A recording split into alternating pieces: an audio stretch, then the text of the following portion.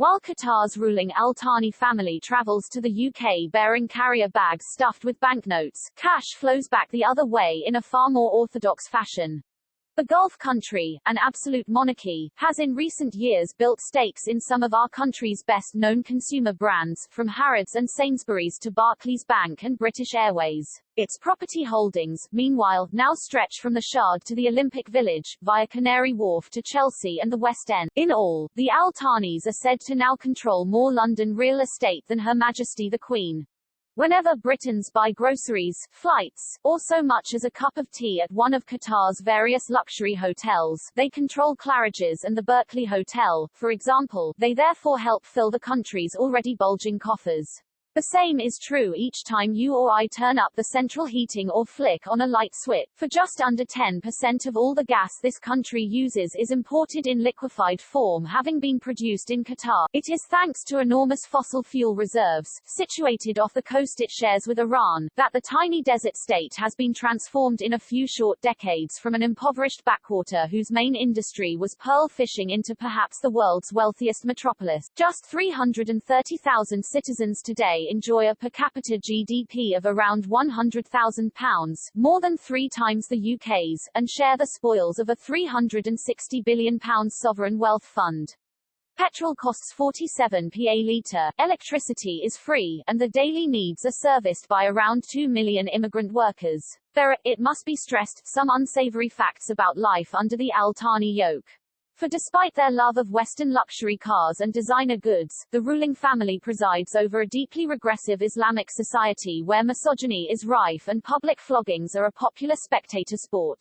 Qatar is a country where women must seek male approval to marry, study or travel, and sex outside marriage can land you in jail for 7 years, even if you happen to be a rape victim. Alcohol is banned outside luxury hotels, blasphemy attracts a prison sentence, and stoning remains a legal form of punishment. Being gay is also bad news, unless you fancy 3 years behind bars in a country where daytime temperatures this week hit 45°C, 113°F. Indeed, 6 months ago the authorities decided to confiscate rainbow-colored toys and infant clothing from local shops because they allegedly encourage homosexuality, none of which is much of a concern for Qatar's ruling emir, the Harrow and Sandhurst-educated Sheikh Tamim bin Hamad Al Thani, 42, a committed heterosexual who boasts 3 wives. They have so far produced at least 13 children between them. In the absence of a free press, his romantic life attracts little local media coverage.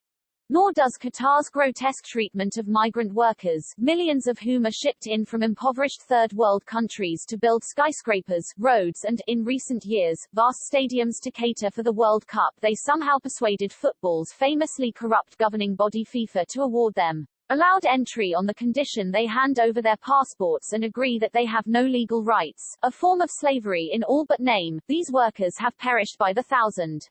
Only last month a Sportsmail investigation revealed that 239 workers from Nepal alone had died in Qatar in a 12-month period from 2020 to 2021. Also attracting little local scrutiny are Qatar's links to terrorism. For years, the country has provided safe haven to Islamic fundamentalists and hate preachers, including the Muslim Brotherhood's spiritual leader Sheikh Yusuf al-Qaradawi, and Abdul Rahman Omir al-Naimi, sanctioned by the US as a Qatar-based terrorist financier and facilitator.